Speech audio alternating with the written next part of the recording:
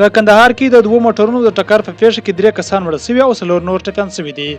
دغه پیښه نن غرمه د کابل کندهار پر لویه لاره په دامان ولسوالۍ کې شوې ده. د کندهار د میرویس روغتون مسؤلینو ویلي دي چې د پیښې له ځایه 3 مړي او 4 ټپیان وروړل شوي دي چې په ټپیانو کې یوه ښځه او یو ماشوم هم شامل دي.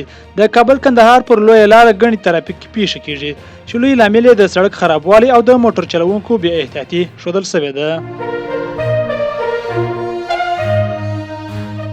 د پروان امنیتي مسؤلین وایي چې په دغه ولایت کې د یوې ترافیکي پیښې له امله 11 تنه ټپیان شوي دي.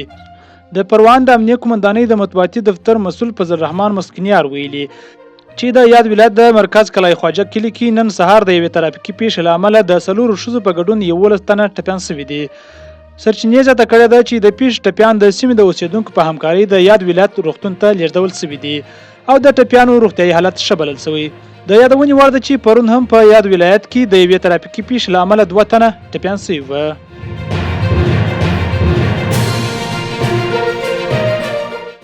د ننګرهار ولایت په تورخم کې د راستنېدونکو د ثبت کمیټه وایي د جمعې شپې له نیمایي څخه د شنبې تر سهاره پورې 25,802 تنه افغان کډوال هیواد ته راستنه شوي دي. د دغه کمیټې د راپور پر بنسټ په تیرو 2 شپو کې 7,109 کورنۍ چې 25,802 تنه کېږي د تورخم له لارې هیواد ته راستنه شوي دي. د سرچینې په وینا دا ټول هغه افغان کډوال چې د پاکستان هیواد په زور له دغه هیواده راایستلي دي. یاده کمیټه زیاتوي چې دغه راغلي افغان کډوال له نوملیکنې وروسته د مرستو د ترلاسه کولو په موخه د کډوال نړیوال سازمان ته ورپېژندل کیږي.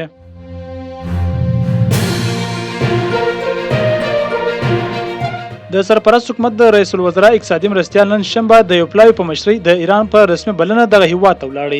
د نوموړي دفتر پر خپل ایکس پاڼه لیکلي چې دغه پلاوی به له ایراني چارواکو سره د سوداګرۍ او ترانزیټي اړیکو او په چابهار بندر کې د افغانستان د ونډې د پراختیا په اړه خبرې وکړي. د سرچینې د معلومات له مخې د رئیس الوزرا اقتصادي مرستیال به د خپل سفر پر مهال د ایران دولت او خصوصي سکتور په افغانستان کې د کرنې قانونو، ترانسپورت او صنعت سکتور کې پانګونې ته راوبلي.